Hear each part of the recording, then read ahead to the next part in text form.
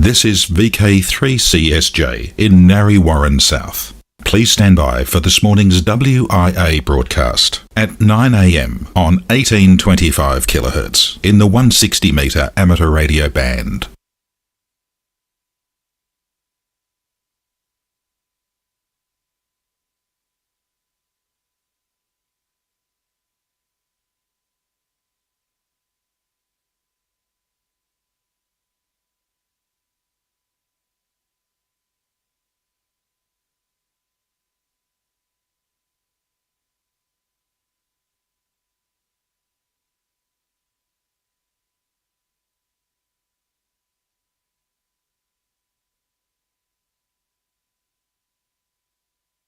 Early edition of WIA News coming up in just a moment.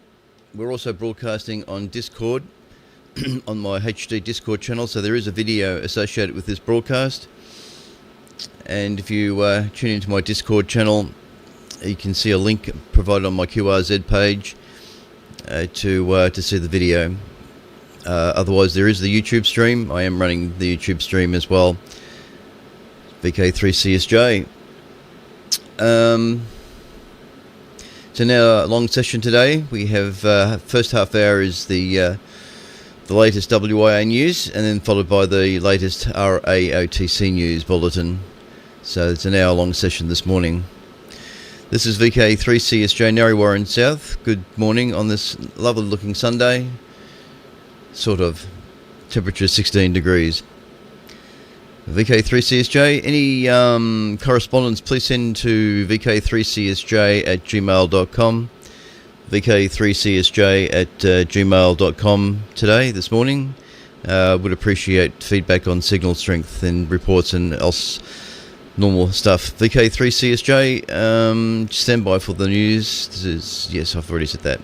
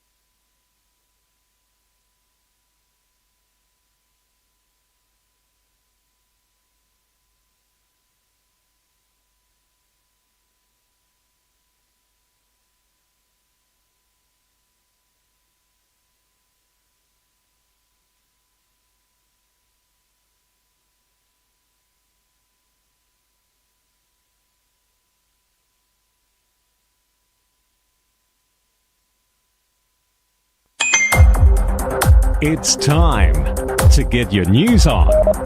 This broadcast is in text, audio and video and is accessed on wia.org.au. It is the WIA National News for week commencing March 2, 2025. And this week, Phil Waite, VK2ASD for the WIA Education Committee. Roger Harrison, VK2ZRH with news on VHF-UHF Field Day 2023. Alec, VK2MV, and Alan, VK2COD, all things YOTA. YOTA, Youngsters on the Air. And Clive, VK6CSW, and Radio Amateurs Old Timers Group. Now wait, there's more, much more, in this edition of news from the Wireless Institute of Australia. I'm editor VK4BB Graham. Australia's ham radio news station. We are VK1 WIA. In WIA news, WIA committees vacancies. Quite a few here, so listen up. We need assistance to sort QSL cards based in VK3. Technical advisor, Echolink, IRLP and All-Star. A technical advisor for satellites, IARU Monitoring Service Subcommittee, Monitoring Systems Coordinator. Information Technology Manager, and Social Electronic Media Moderators.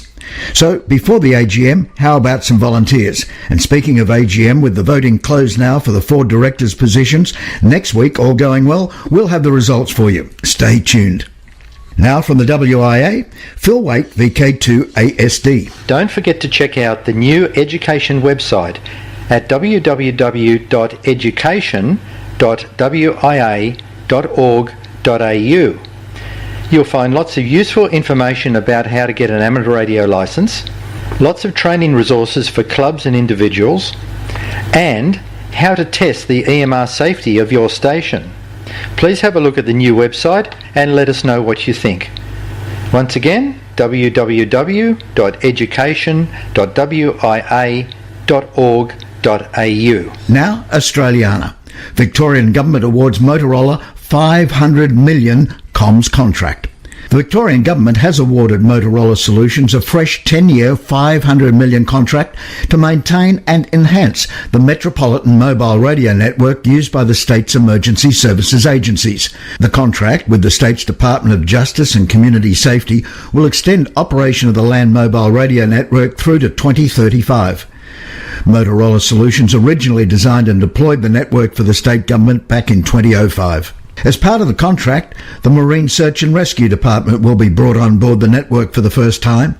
Existing users include Victoria Police, Ambulance Victoria, Fire Rescue Victoria, Victoria State Emergency Service, and Life Saving Victoria.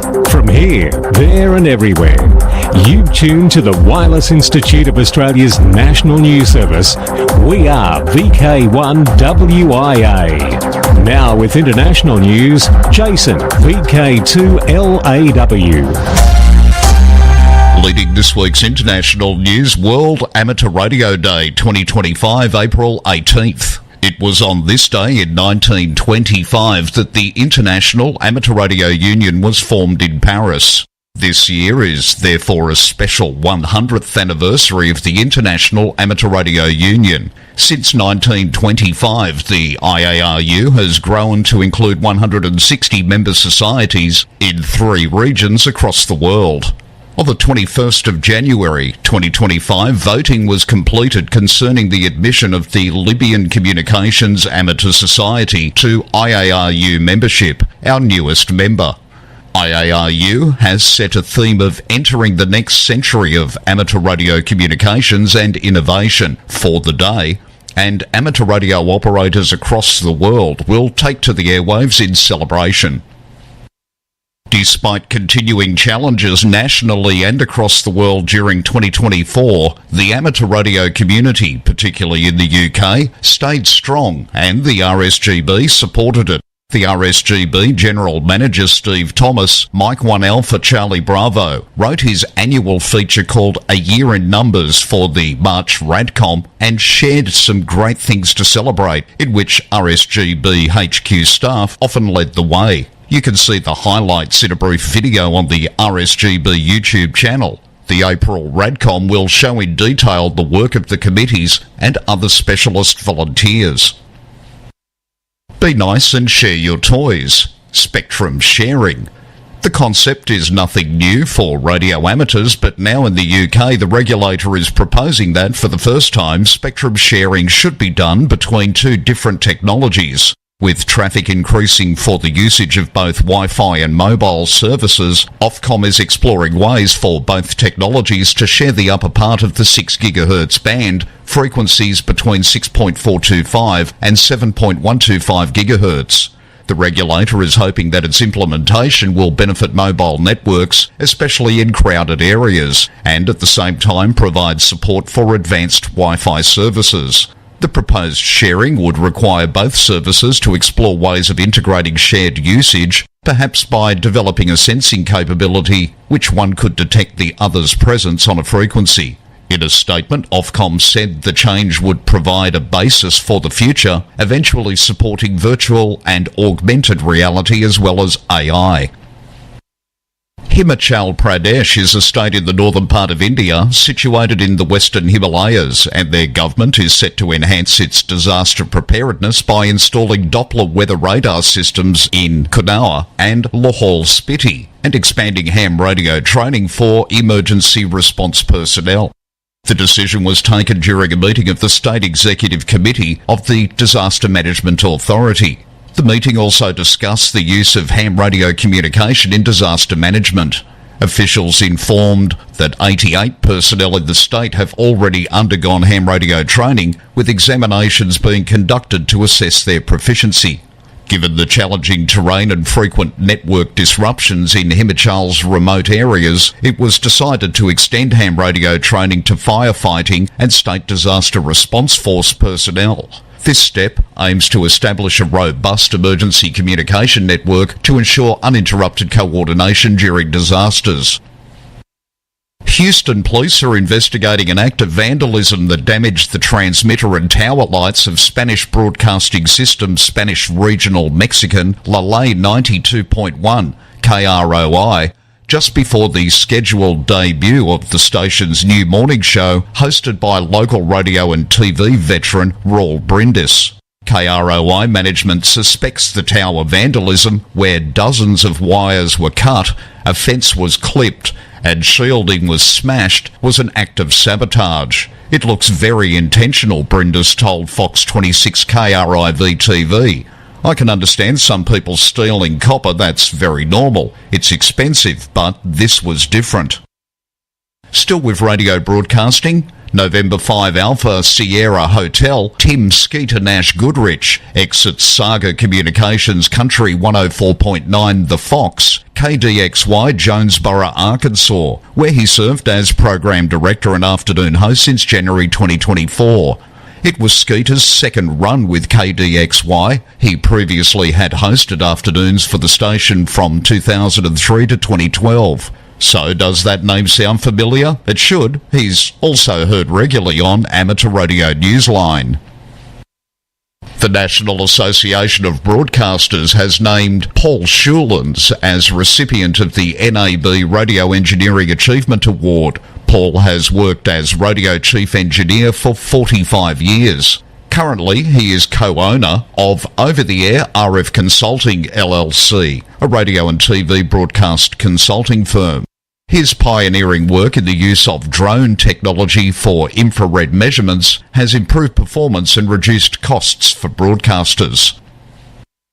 For WIA National News, in Sydney, I'm Jason, VK2LAW. From here, there and everywhere, you've tuned to the Wireless Institute of Australia's National News Service. We are VK1WIA. Now, operational news with Felix, VK4FUQ. Hello there. VHF UHF Field Day. This is Roger Harrison, VK2ZRH, manager of the VHF UHF Field Days. Since my last report on the broadcast a couple of weeks ago, things have moved along rapidly. The VKCL log conversion program has borne fruit, and it's not the rough end of a pineapple, I have to say. Results for the 2023 summer, winter and spring field days have been posted to the VHF UHF Field Days page on the WIA website. I have to thank Peter Forbes, VK through QI, for completing the log conversions, aided and abetted by his duo of programmers who have pulled off a remarkable feat. Peter has completed basic reviews of the logs and compiled short-form tables of final scores in each category and subcategory, rather than complete tables of band-by-band results, as was the practice previously. I have crafted these into readable tables in PDF format, which you can download from the website. Results for the 2024 events will follow shortly. This is Roger Harrison, VK2ZRH, for VK1WIA News. Now, Contest-wise 2025. The bands are alive with the sound of contests. This weekend is both the SARL-YL QSO Party and the ARRL International DX Phone Contest. March 8 and 9, Commonwealth Contest. The Commonwealth Contest is one of the longest running contests in the HF contesting world. It promotes contacts between stations in the Commonwealth countries and territories. Check out rule changes for 2025, which include England, Guernsey, Isle of Man, Jersey, Northern Ireland, Scotland and Wales. Now count as separate Commonwealth call areas. Also, Commonwealth Contest operation above 14060 kHz has been clarified. Although no word from WIA as to maybe running one or more headquarter stations, entrants must use their best endeavours to operate with a call sign that unambiguously represents the Commonwealth call areas from which they are operating. This may be, for example, by adding a suffix to their call if the prefix is in an area where they are not operating. In the event this is not possible, they must provide the correct Commonwealth call area to the soak box in their log. Yoda Contest 2025, organised by the IAAU R1 Youth Working Group in cooperation with the Hungarian Amateur Radio Society. The aim of the Yoda Contest is to increase we youngsters' activity on the air, strengthen the reputation of the Yoda program, and demonstrate support for youngsters across the world. The first session of this year's 3 Yoda Contest will be held March 9. The IAAU 100th Anniversary Centennial QSO Party. The IAAU CQP will be held for 9 days, beginning Saturday 12 April and ending Sunday 20 April. This event will celebrate 100 years of the IAAU. Harry Angel Memorial 80-metre Sprint, Saturday, May 3. VK Shires Contest, 7th and 8th June. DX Window to the World. Joel, W5ZN, Secretary, International Amateur Radio Union, advises the Singapore Amateur Transmitting Society, SARTS, has closed its 9V QSL Bureau effective February 14, 2025, and is no longer accepting cards. Our IAAU celebrates its centenary this year, 2025. Since its founding in Paris, France, IAAU has worked tirelessly to promote innovation in amateur radio and to encourage the growth of this service in communities throughout the world. VI 100 IAAU is a special event call sign transmitting from VK3 to help celebrate the IAAU centennial. QSL via M0OXO. A team of operators from DARC is active until the 27th of April, using special call sign DA0IARU. The station is operating to celebrate the 100th anniversary of the IAAU. A9 100 IARU is a special call sign for the Bahrain Amateur Radio Society to celebrate the 100th anniversary of the International Amateur Radio Union. Look for activity for 5 days each month. Which days, don't ask me. HI, June 2025. QSL by EC6DX. Celebrating the centenary of the International Amateur Radio Union, the local divisions of the Belgian IAAU Society will activate 28 special event stations between 15 March and 15 May. In addition, members of the UBA board and HF committee will be active as OQ0IARU and OR0IARU. A series of certificates will be available. See uba.be/en/news/IARU-100-event for the details. This year the SARL is on the air with special event call sign ZS100 SARL as the Society celebrates their centenary of organised amateur radio activity in South Africa. For WIA National News, I'm Felix, VK4FUQ Inningham. From here, there and everywhere, you've tuned to the Wireless Institute of Australia's national news service. We are VK1WIA. Now, special interest group news with VK3GTV. Cole. Hello, first up in Worldwide Special Interest Group News this week, it's Summits on the Air, Worldwide Flora and Fauna Program, Parks on the Air, and other adventure groups. POTA enthusiast Silent Key. The music world and the amateur radio family have been sharing grief over the death of a beloved member of both communities. Ian Kuhn, KI9W, lived and thrived in the world of sound. The sound of amateur radio, which filled his life with friends and outdoor adventures, particularly POTA, and the musical sounds of American rock. Ian was an integral part of the Dave Matthews Band, the musicians who relied on his talents as a sound engineer and stage manager to bring polish to their performances, and they made him part of their family. Ian died on the 10th of February at his home in Illinois. Dogs pull sleds and Michigan hams pull long shifts on air. Now, this is an adventure.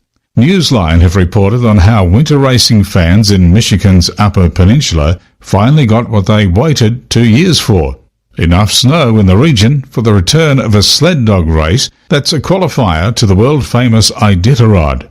Hams weren't pulling sleds, but they were on the scene anyway, pulling down some big responsibilities to ensure participant safety. It's called the UP200, and its 228-mile snow-covered path through near wilderness, creek crossings and challenging terrain brings out sled dogs, racing fans and amateur radio operators. The races challenge the four-footed athletes, the sledders' navigational skills, and some 30 radio amateurs responsible for keeping everyone as safe and on track as they could. Radio communication was coordinated by Tom Perry, KE8TPT, and many of the hams were from the Hiawatha Amateur Radio Association. Tom told local media outlets that the success of the system drew heavily on having a robust linked repeater system in the region. This allowed everyone to hear all the other radio operators. With cell phone access not being an option, that kept everyone, including the hams, in the race. The Iditarod, a major sporting event in Alaska, will be held in Anchorage. Worldwide Special Interest Group's Final Frontier. Hades RFM repeater activated and designated Spain Oscar 124, SO 124. AMSAT EA has confirmed that the FM repeater aboard the Hades R satellite has been successfully activated and is now available for amateur radio operators worldwide. The activation took place on February 19 following a series of telemetry and command tests to ensure the satellite's stability and performance. Early reports indicated that the repeater is functioning as expected, providing strong two-way FM voice communications. Firefly Aerospace's Blue Ghost lunar lander has successfully lowered its orbit, bringing it closer to the Moon's surface as it prepares for a historic landing attempt today, March 2nd. The spacecraft, part of Firefly's Ghost Riders in the Sky mission, completed a 3-minute 18-second engine burn that reduced its altitude to 120 kilometers above the lunar surface. This maneuver marked a critical phase of the mission. The mission is on track for touchdown today, March 2nd. Worldwide Special Interest Groups, IOTA, Islands on the Air, Arnala Island, AS-169. The DX India Foundation is organising a DXpedition to take place from Arnala Island, AS-169, from the 29th of May to the 1st of June. This IOTA group was activated back in the good years 2004 and 2006, but has been silent ever since. Requested call sign is AU2M. Samoa, OC097. Dave is active as 5W0UO from Samoa, OC097, until March the 3rd. He's a 99% CW operator. QSOs will not be uploaded to LOTW until early April. Jamaica, NA097. Ian is active as G4SGX-6Y from Jamaica, NA097, until the 21st of March. He's operating CW only on 80 through to 10 metres, hopefully also some top band action, and will take part in the RSGB Commonwealth BERU contest next weekend, the 8th and 9th of March. QSL via LOTW or via M0OXO's OQRS. Maldives AS013. Mamoru 8Q7VA from the Maldives AS013 now until the 5th of May. QSL via home call JH3VA and LOTW. Worldwide Special Interest Groups, Radio Amateur Oldtimers with Clive. Hello everyone, this is Clive, VK6CSW, reminding you that tomorrow is the first Monday of the month, time for the Radio Amateurs Old Timers Club of Australia's March Bulletin to go to air. Members and friends of the RAOTC in Perth are reminded that the monthly lunchtime meeting on Tuesday, March the 11th will be at the new venue of the High Wycombe Bar and Grill, High Wycombe. Full details are on the club's website at www.raotc.org.au. This month, instead of the usual broadcast, we will offer an historical broadcast from years past by Alan Doble, VK3AMD, now Silent Key, from September 2002. The usual news and information will be broadcast next month. Everyone, RAOTC members and non-members alike, is most welcome to listen to the programme and to join in the callbacks afterwards. Full details of all transmissions, times, modes and frequencies can be found on the RAOTC website or just Google RAOTC broadcasts. Please note that the 10-metre transmission by Mike VK8MA now starts at 0400 UTC. If none of the transmission times suit you, you can download the audio file at any time from today from the club website. Once again, tune in tomorrow for the March RAOTC Bulletin. Enjoy the programme and please join in the callbacks afterwards. 7-3 from Clive, VK6CSW. Thanks, Clive. Next up in Worldwide Special Interest Groups, military. Reticulate Micro's vast video platform achieved a breakthrough in military communications by successfully streaming video over a high-frequency radio link from Tucson to San Diego at ultra-low bandwidths of 10 kilobits per second to 100 kilobits per second. This breakthrough enables live video transmission in bandwidth-constrained and remote environments where such capabilities were previously unattainable. HF radio refers to radio waves in the frequency range of 3 to 30 MHz. This makes it valuable for military, maritime, aviation and emergency communication, especially in remote areas where satellite or internet-based communication may be unavailable. Exercise Blue Ham will take place from the UK on the 29th and 30th of March on the 60-metre band. Stations will be active between 9 a.m. and 6 p.m. Blue Ham exercises provide a platform to further develop cadet radio operator skill and confidence by engaging with the amateur radio community via the Ministry of Defence 5 MHz shared band. Cadet radio operators, under supervision, will exchange radio messages with amateur radio operators in the UK and Europe. Worldwide Special Interest Groups, Radio Amateur Youngtimers, YOTA, Youngsters on the Air.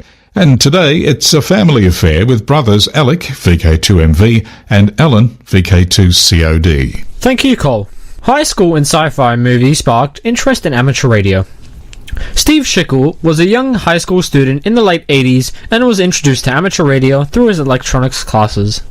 He also spent time working at a local Radio Shack, watching science fiction movies at a nearby theater in his hometown of Pensacola, Florida. Amateur radio's next biggest influence on Steve came in 1997 on opening night of the movie Contact.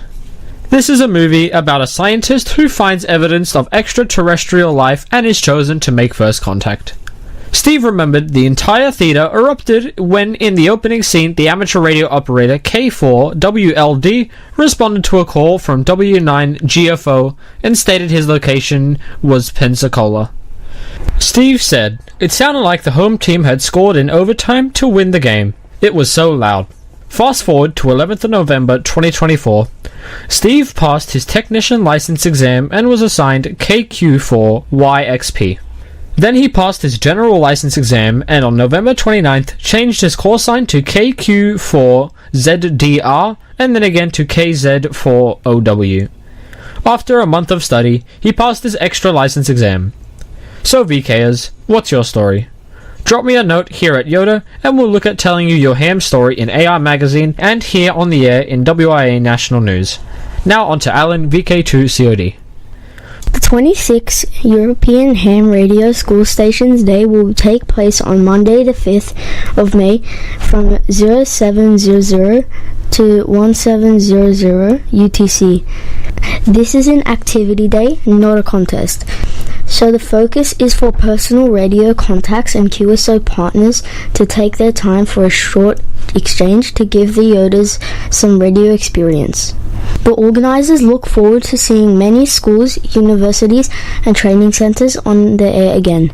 For VK1 WIA National News, I am Alan, VK2COD in Sydney. Now back to you, Cole. Thanks, Alan and Alec.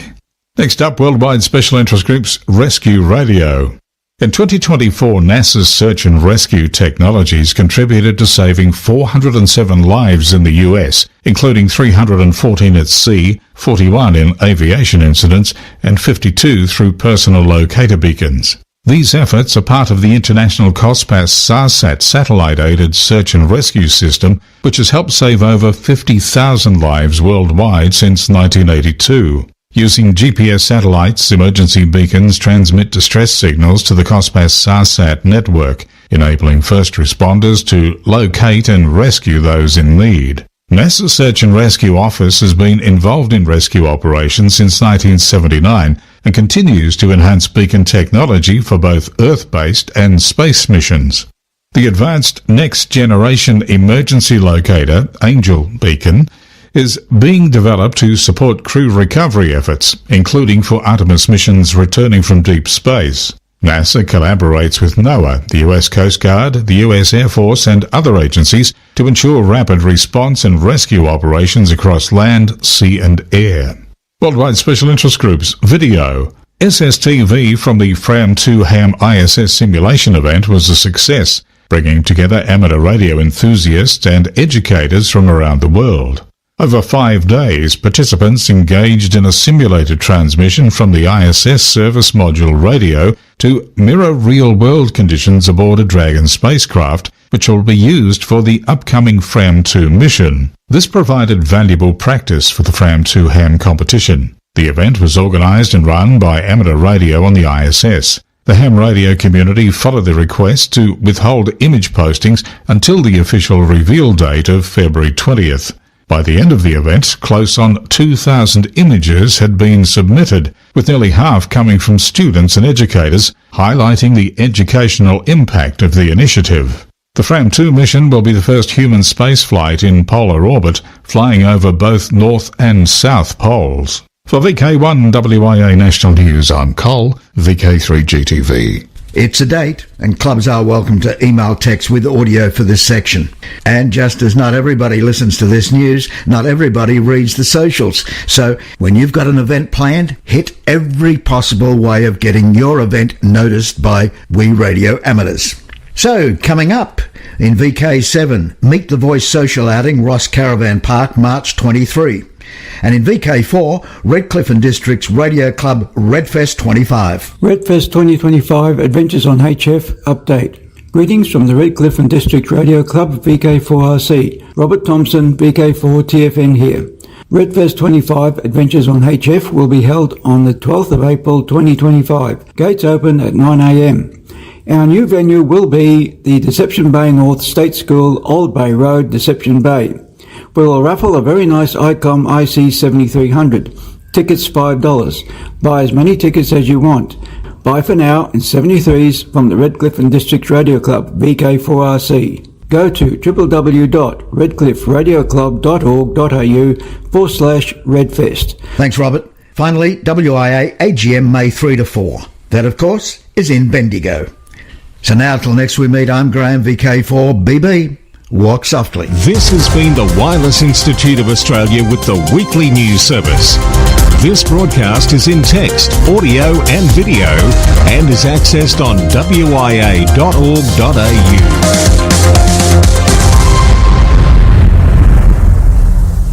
Courtesy of Bevan, VK5 BD's ATV and YouTube channel, this has been WIA National News.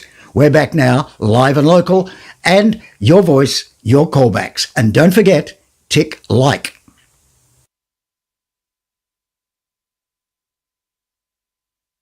Good morning, this is VK3CSJ. Please stand by for the Radio Amateurs Old Timers Club Australian News Bulletin coming up in just a second. Please send signal reports to vk3csj@gmail.com. vk3csj@gmail.com. Would appreciate how far and wide the AM transmission goes from Narre Warren South. Please stand by for the Old Timers News.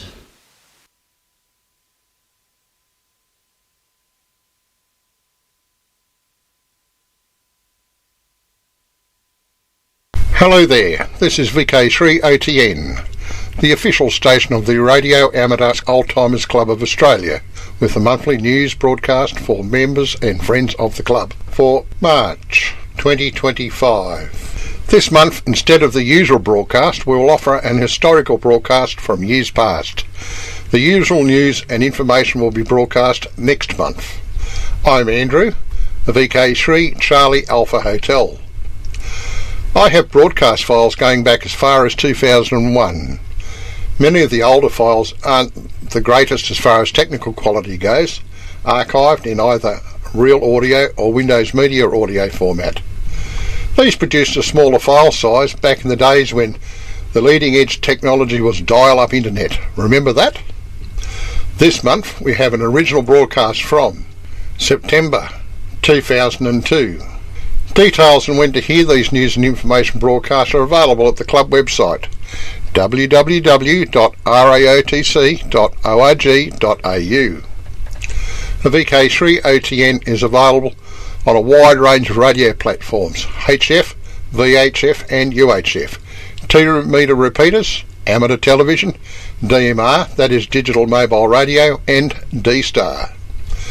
These news broadcasts are available for download for up to 6 months, just in case you miss the original news broadcast from the RAOTC website. If you'd like to contact the club, then why not send us an email, raotc@raotc.org.au. I hope you enjoy this month's broadcast. Hi there.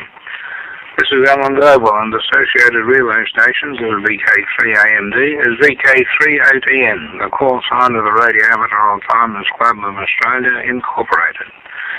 As we informed our members in our August transmission, we have now become an incorporated body as from early in July. Since then, we've been investigating the matter of third-party liability insurance, and have reason to believe that this can be arranged on acceptable cost because of our affiliation with the WIA. Right now, we are waiting on information from the insurance broker involved. And our magazine, OTN. The material for the September issue of OTN is in the printer's hands, and we should have it by the end of this week, and then hopefully it will be in the posted for you a few days later. As explained last month, Bill Roper, VK3BR, did the editing at the request of Stuart Day, VK3ASD, who was in the process of moving house. We know that members enjoy the broadcast and the magazine. Both are only possible if members send in material to use. We have 3 more broadcasts before Christmas and another magazine to produce in March, and quite frankly, we don't have enough material to do all those jobs. So please, let's hear from you. Handwritten, typewritten, email or fax. We need your input anyway. So thanks very much. Look forward to hearing from you with material for those important parts of our operation. This is VK3OTN. Here in Melbourne, we'll meet for lunch at the Bentley Club on Tuesday, September the 17th. Members are invited to bring interested friends along, but don't forget that the Secretary, Arthur Evans, needs to have notice of your intention to attend, so we can give the Bentley Club a firm detail of the numbers of specially selected meals to be prepared. The meal will be 3 very attractive courses, including liquid refreshments, and you'll be pleased to know that the cost to members is the same as on previous 2 occasions of $27.50 all in. The speaker will be Mr. Steve Mason, who will provide a very interesting talk on the top secret activities of the Australian Army Signal Special Wireless Group in the Middle East and later Australia and the Pacific. Steve is the long-time editor of the Special Wireless Association's magazine, Emma Inc. Members of clubs other than our own are very welcome to come along on the day, provided you let us know of your intention by contacting our Secretary, Arthur Evans, PK3BQ, who is located at 3/237 Bluff Road, Sandringham, 3191. You'll find him in the call book. His telephone number is 95984262. This is VK3OTN. In Western Australia, the usual luncheon group will meet tomorrow week, Tuesday the 10th, and they're looking forward to a good attendance. Today's broadcast of VK6 will be retransmitted on the WIA repeater network by courtesy of the VK6 division of the WIA, for which cooperation we are very grateful. In South Australia, Ray Dean, 5OK, advises that the annual luncheon will be held on Thursday, the 24th of October, 2002, at 12 noon for lunch at 12:30, and you're advised to please bring along your seniors card. The venue is the Marion Hotel in Marion Road, Mitchell Park.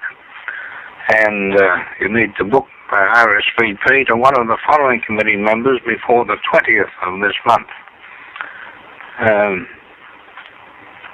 Before the 20th of October. We're getting good notice. Jack Townsend, VK5HT, on phone 829-52209. The Secretary Ray Dean, 5RK, phone 827-15401. Assistant Secretary Ron Coate, VK5RV, phone 829-66681. And the public transport bus 243 to stop 24 will get you there. And that's from Ray Dean, VK5RK. This is VK3OTN for the Radio Amateurs Alzheimer's Club Australia. Today we welcome to membership Mr. Max Morris, VK3GMM, who becomes Associate Member number 1265. And I know that Stephen Phelps, VK3JY, has sent in his application for associate membership, but his number hasn't been allocated yet, but it's being processed. This is VK3OTN.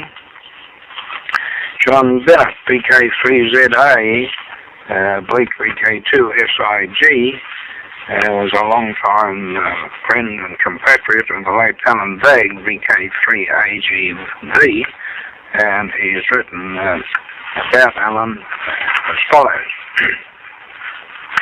Alan George Vague, VK3AGV, became a silent key on Wednesday, July the 24th this year, aged 97. With his passing, Australia has lost an extraordinary contributor to radio communication, a brave, fearless and modest former Army officer and perfect gentleman. I have lost a dear friend and compatriot and mentor whose help and friendship during 52 years association is difficult to express in words. Each and every person I had the good fortune to know or come in contact with Alan was the richer for having done so. Alan was born in Bennsdale, Victoria in March 1905, the second eldest of 6 children, 3 boys and 3 girls. His father managed the local butter factory and later moved to Melbourne to the butter company's head office. He attended Middle Park School and joined the Royal Australian Navy in 1919 as a cadet telegraphist at the age of 14 years and 6 months. Technically, Australia was still at war, although hostilities ceased in November 1918. Alan was trained at the Communications School at the RAN Depot, HMAS Cerberus on Western Port Bay in Victoria. Following his training, he was variously watchkeeping telegraphist at Cerberus and the Garden Island Naval Base in Sydney Harbour. The base was still an island at that time, and a linking causeway was built some years later. He also served at Naval Staff Office in Port Melbourne, which later was called HMAS Lonsdale, and aboard the survey ship Geranium. Alan grew up with marine radio as it grew. He operated and worked with the earliest of spark transmitters through to the latest types before the introduction of valve equipment, which he first saw at the age of 16 at Cerberus. He often said that telegraphy was in his blood. 2 of his uncles were both surveyors and telegraphists in the team which constructed the famed overland telegraph from Darwin to Adelaide in the 1870-1872 years. And an aunt of Alan's was the last female telegraphist to serve in the Post Office Telegraph Service, retiring in the 1920s. In the early 1920s, the Navy was winding down and scrapping ships following the Great War. The future for Alan was not bright as numbers of service personnel were also being reduced, and Alan applied to leave the Navy, having decided to become a merchant marine ship radio officer. Toward that end, he completed his first-class radio operator certificate and also qualified as an electrician. This is VK3OTN. After leaving the Navy, Alan did a lot of electrical work in Australia before moving to New Guinea to join the Bilolo Gold Dredging Company, where, as an electrician, he installed the new 650 kVA hydroelectric power station using a Westinghouse Pelton wheel. Following that, he joined Amalgamated Wireless Australia Limited, in charge of their coastal radio station network at Bulolo. The Bulolo station, BLT, functioned as a combined coast and aeronautical radio service. The aviation aspect handled mainly aircraft flying in machinery and personnel to the Hill and Gulf goldfields, and the coast station handled shipping movements, weather information, public telegrams and freight information, although phone, speech, was used on occasions on the radio. Morse code was the preferred means of communication. During his time at VLT, Alan had many contacts with aviatrix Amelia Earhart during her round-the-world flight. He was also the last person to have contact with her after she left New Guinea to overfly the Pacific Ocean. Using CW, she told Alan she was descending from 7,500 feet to get below low cloud. That was her last message. Alan called and listened for her to no avail. No confirmed trace of her has ever been found, and just where she disappeared remains a mystery. The original equipment at Bulolo was hand-built, and Alan rebuilt it all, including the 5-kilowatt transmitter. He particularly used the ARRL handbook in his endeavours to improve the antenna systems to achieve better range, bearing in mind the station BLT was about 80 kilometres inland in a valley surrounded by mountains between 2,800 and 3,000 metres high. What a location. Using the amateur radio call sign VK9DM, Alan established contact with Ham station VK3ZZ in Melbourne, who was a neighbour of his brother Desmond, a Royal Australian Navy engineer. Thus Alan was able to maintain contact with his family in Australia. He often reminisced about these contacts. He would work no station other than VK3ZZ, much to the consternation of other hams around the world who were eager to have a rare contact with New Guinea.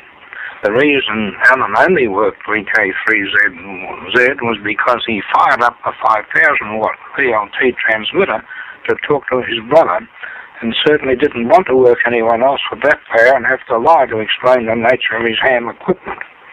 Under Australian administration at that time, ham stations were limited to a power of 100 watts. In 1939, Alan joined the New Guinea Volunteer Rifles, an Army Citizen Force militia unit, and formed their signal section. Shortly after the Japanese entered the war in 1941, the Bags House at Bulolo was bombed and destroyed. VLT was also damaged. Alan and his wife and son were on leave in Australia at the time. Alan returned to New Guinea to the New Guinea Volunteer Rifles, which had been mobilised, and to VLT. His wife, who had been in New Guinea for 10 years, was not allowed to return. Lieutenant Alan Vague and his signalmen trained by day and night, and meanwhile Alan kept VLT operational as well. As the Japanese advanced into New Guinea and the bombing increased, VLT was destroyed, and Alan and his signallers took to the jungle.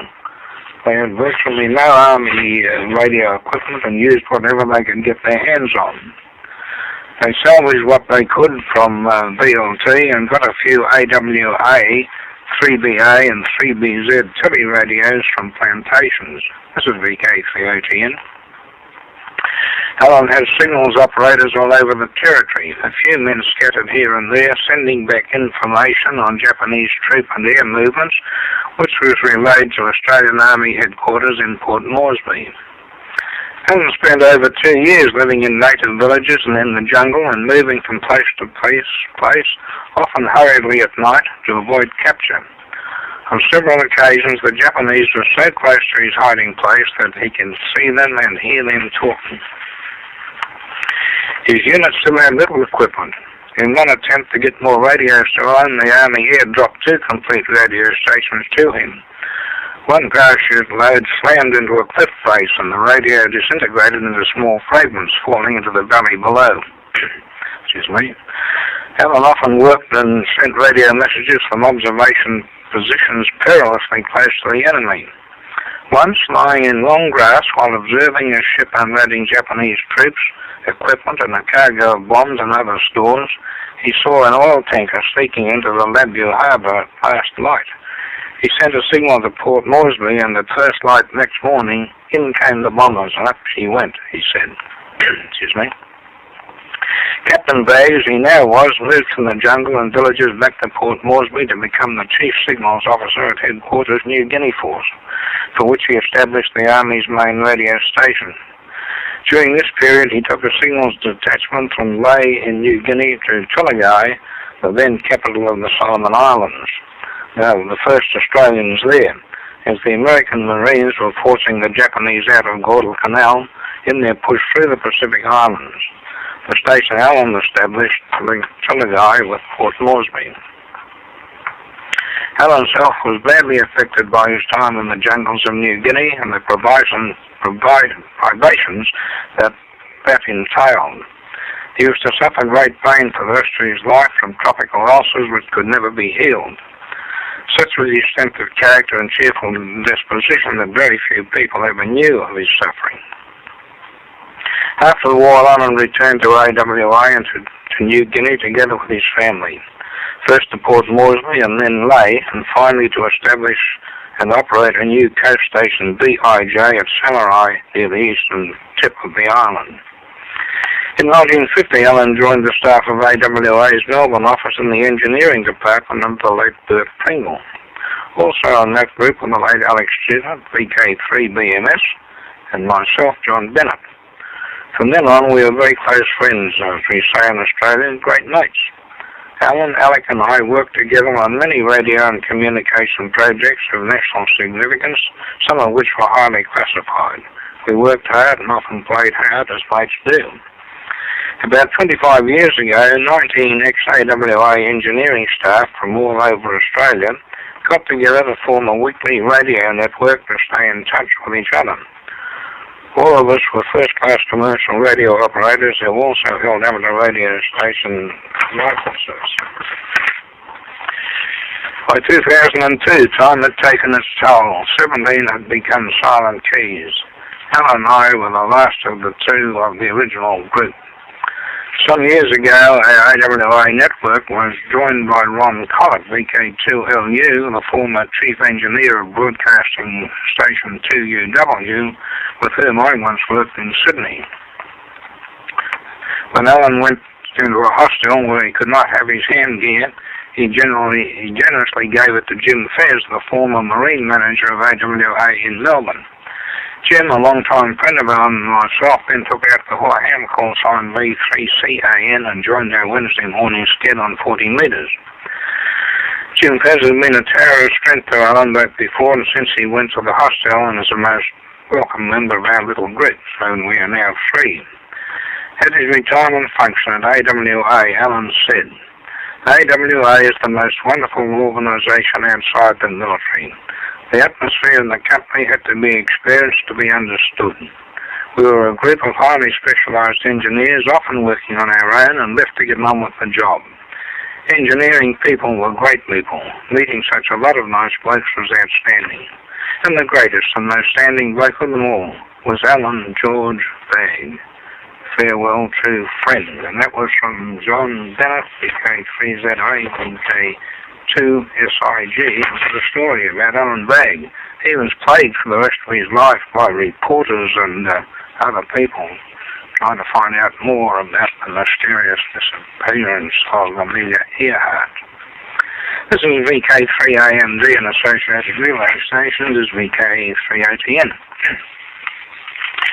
And here we have a story from Jeff Wode, VK6AS, who was also a commercial radio operator. And here is his story. Oh, and by the way, of course, Alex Stewart, 3BMS, who was mentioned in the Alan Bagg story, was a member of this club and served for a short time as president before illness caused him to resign from that job. He passed away a couple of years ago. Back again to Jeff Wode, VK6AX. He says, pardon the cough, I joined SS Bactria, belonging to the Cunard Shipping Company, on the morning of the 1st of September 1949 in Liverpool. She was 2,407 tons gross, built in 1928 and powered by a triple expansion steam engine and a coal burner. It on occasions could get up to some 15 knots. The Radio Shack and my cabin were on the after end of the boat deck. A bit over 18 years old, I had just come off a nice new passenger ship as the third radio officer, and while it seemed a bit of a come down, I was on my own as the ship's radio officer for the first time. The radio gear was also a bit different. The transmitters were a ICW Marconi 533534. It had two DETI valves in parallel as a 3-point oscillator coupled directly to the antenna. Power came from a motor generator driven by 24 volts DC, producing 100 volts at 500 hertz, into a transformer and selenium rectifier to put 1000 volts onto the plates. Output was about 100 watts. The accompanying receiver was a Marconi Type 730, quite a piece of gear. It covered 15 kilohertz to 20 megahertz. It had 4 valves, all 2-valve W21 pentodes, a tuned RF, a detector, and an LF amplifier, and a separate oscillator for the reception of rugby on 16 kilohertz. There were 11 bands with 22, yes that's right, 22 plug-in coils. To make it more exciting, the RF stage and the detector had separate tuning controls. Just in case all this high-tech didn't work, there was a crystal detector and real cat's whisker job. One saving grace was, when tuned away from the stress frequency of 500 kilohertz, you could go straight back to it with a flick of one switch. Wet batteries powered it. There was a nice, new, shiny direction finder receiver, a Marconi Lodestone Mark III. But this was in the chart room, a long way away from the shack. Last was an IMRC lifeboat radio. That was it, with no auto alarm to disturb my sleep, no radar or echo sounder to keep going either. Bliss. During the trip with the coverage on the GBZ 19.4 kilohertz, I didn't have to worry too much about ever missing the 4-hour traffic lists or HF. Those IF signals never missed, day, night or QRN. Those LF signals, I should have said, never missed, day, night or QRN. We sailed to Liverpool at 1700, on the afternoon of the 1st of September.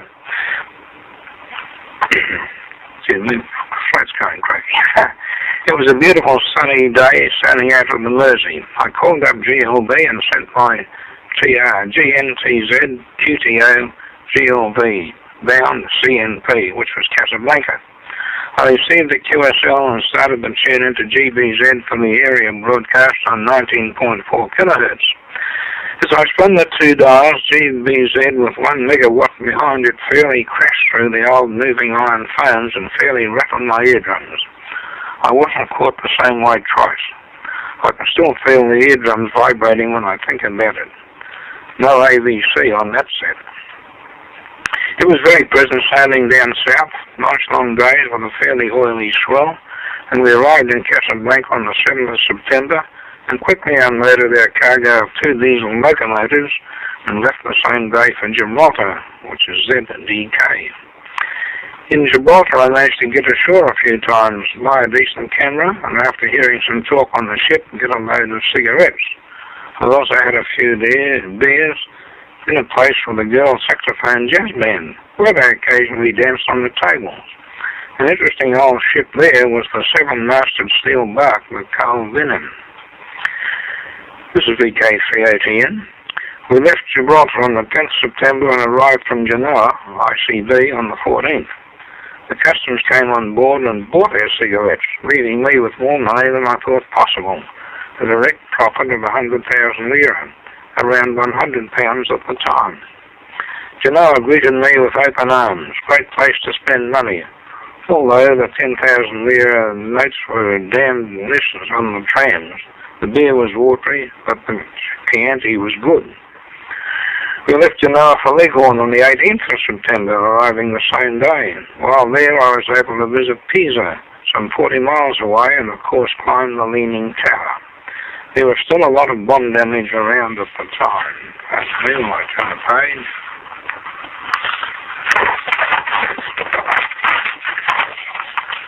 VK3ATN. Leaving Leghorn on the early morning of the 21st September, we arrived in Naples, which was IQH, next day. The pizzas and opera were good. I had my first pizza in a shell hole in a wall in the main drag. A visit to Pompeii got a little exciting when the train conductor wanted to pinch us for not having a ticket, and then had to pull the emergency brake to let us off. Compressed air belched out and blew the rubbish from the floor everywhere. Mount Vesuvius was also stewing slowly in the background. Leaving Naples on the 24th of September, we arrived in Palermo the next day, and my main memories of that were a massive amount of war damage.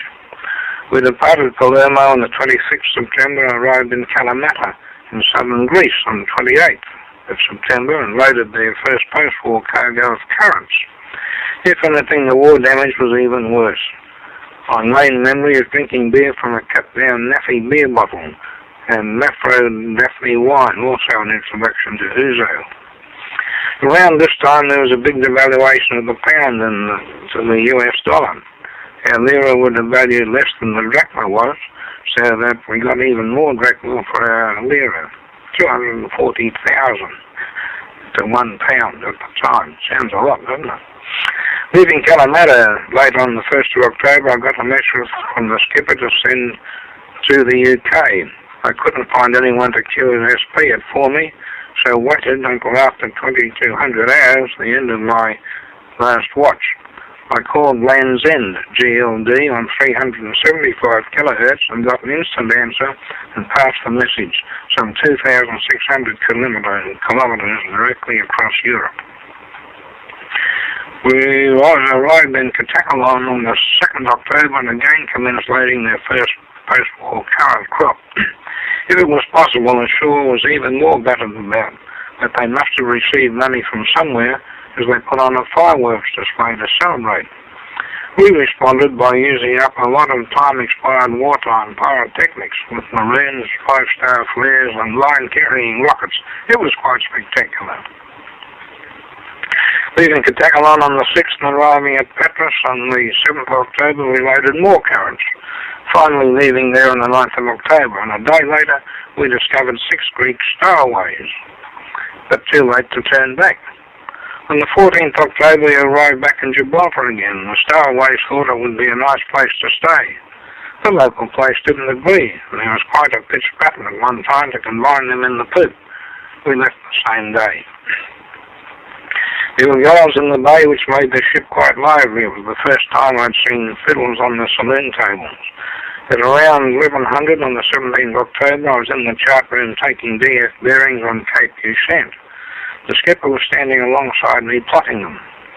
There was a bit of a strangled cry from the man in the starboard, in the wheelhouse above us, and we both looked up and through the porthole to see a large Crown Line vessel directly ahead, broadside to wind and sea, and flying out of control signals.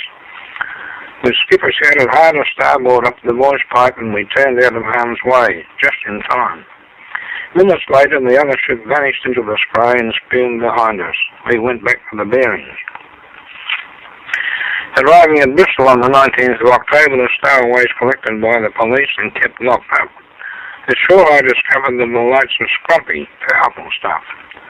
Also a night tour of the Mauritania Bar, quite a place with all the fittings from the old RMS Mauritania.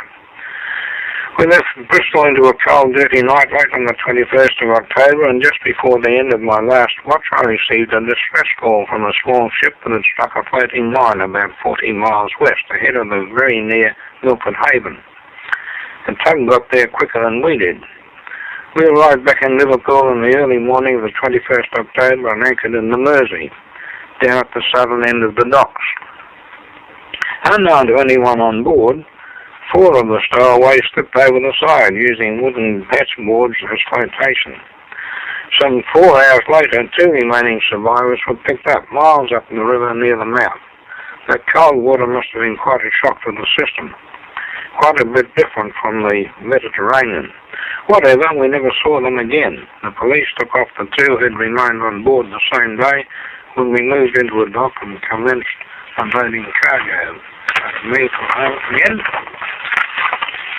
On the 28th, we moved to a coaling wharf. What a mucky business. The whole coal wagon was picked up and carried over the bunker hatch and then tipped in. On the 29th October, we departed Liverpool and arrived at Old Kilmarnock, Glasgow the next day. It was cold and wet, but the Scotch helped.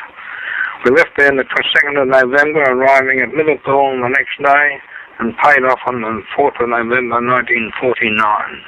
I didn't know it at the time, but my next ship was waiting a bit further alongside, loading in the next dock. That was the SS Bactria in Palermo.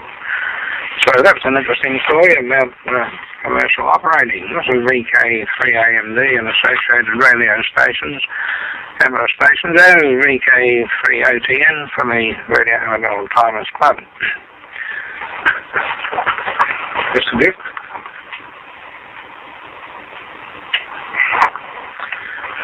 Many of us in shacks have one or more items branded MFJ. The March 2001 issue of CQ magazine has a short item about the company and its founder, Mr. Martin F. Dew, that's spelled J-U-E. His call sign is KF5FLU, and this item reads, it's headed an American success story. It's hard to write about MFJ, the company, without also writing about the man behind the initials, company founder and president, Mr. Martin F. Dew, a descendant of Chinese workers who came to America in the mid-1800s to build the Transcontinental Railroad. Dew's family settled in the Mississippi Delta, where his parents owned a grocery store. A beautiful drawing of the store by one of his relatives sits on an easel in his office. Martin was born in Vicksburg and came to Starkville in the early 1960s to earn his electrical engineering degree at Mississippi State University. He earned a master's degree at Georgia Tech in 1967, and after a few years off to design and build electronics for the military, he returned to MSU to work on his PhD. In 1972, working out of an apartment, he began building and selling amateur radio accessories.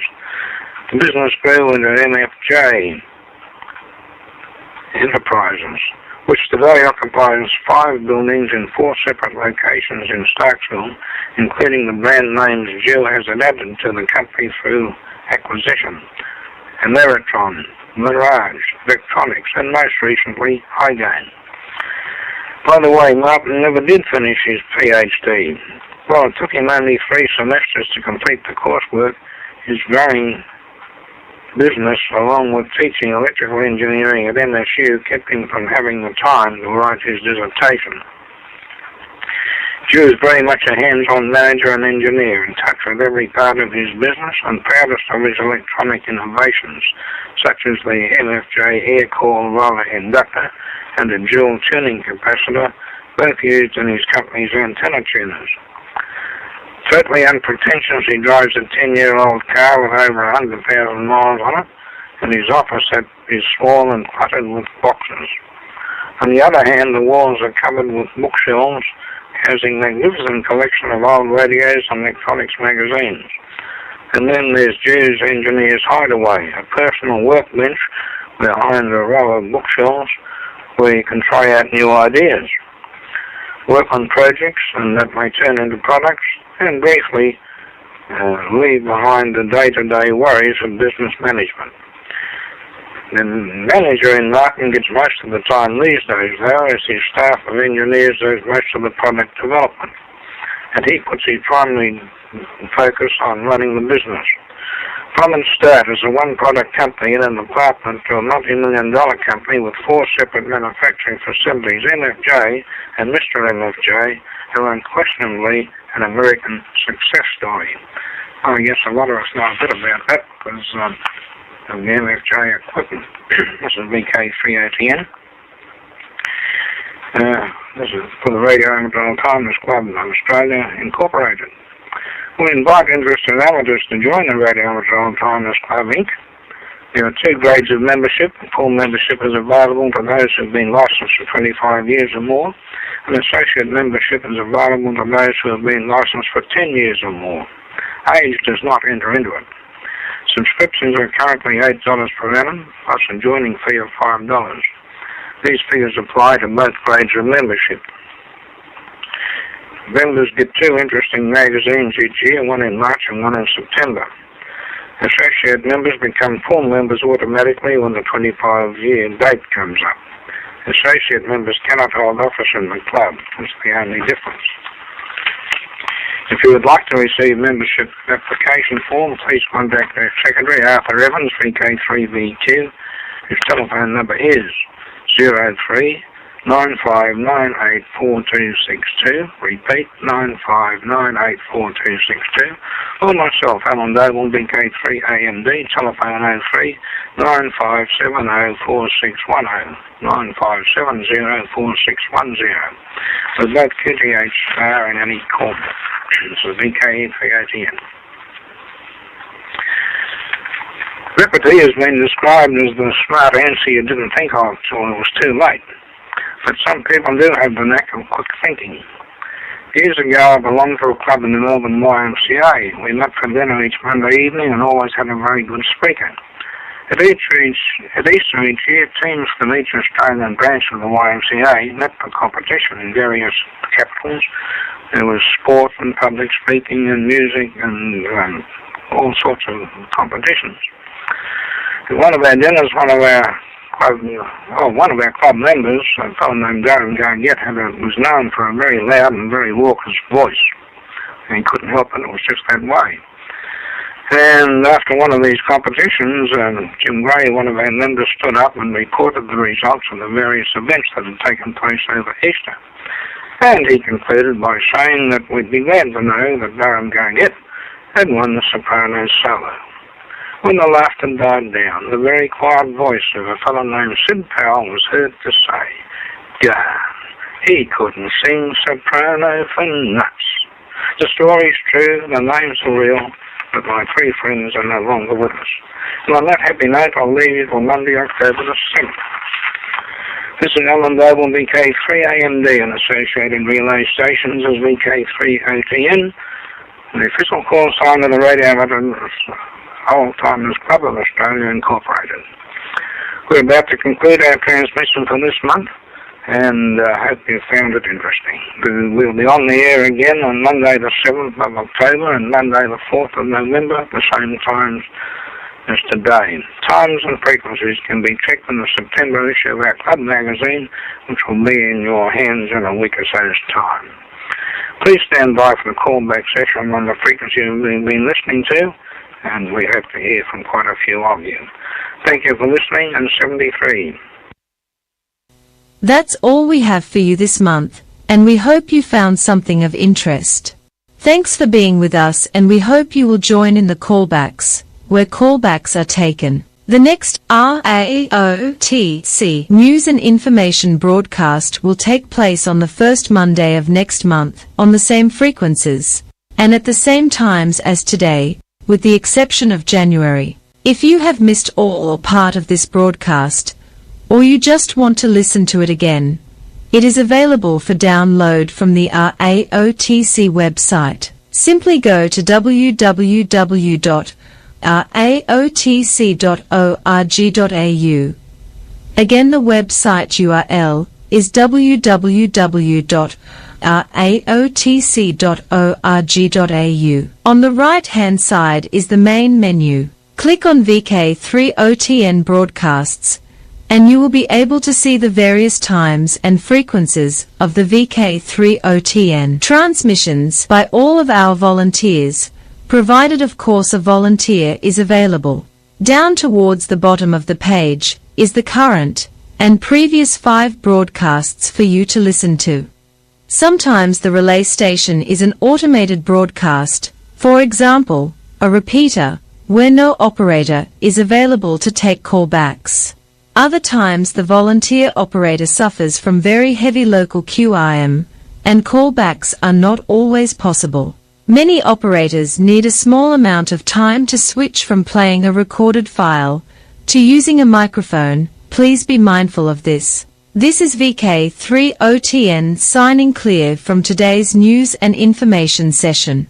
73 from the AOTC broadcast team.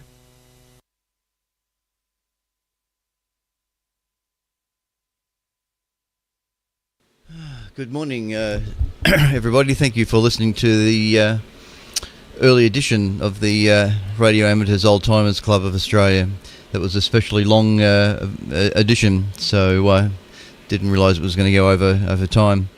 Anyway, all signal reports please send to vk3csj@gmail.com, vk3csj@gmail.com. I would appreciate how far and wide the AM signal is being heard here on 1825.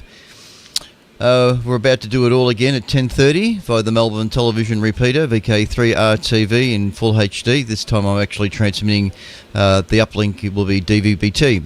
Normally I'm transmitting DVB-S 2 HD, but the DVB-S transmitter is playing up, and I've been experimenting with the DVB-T device, which seems to work. So we'll be doing that this morning on 1246 uplink.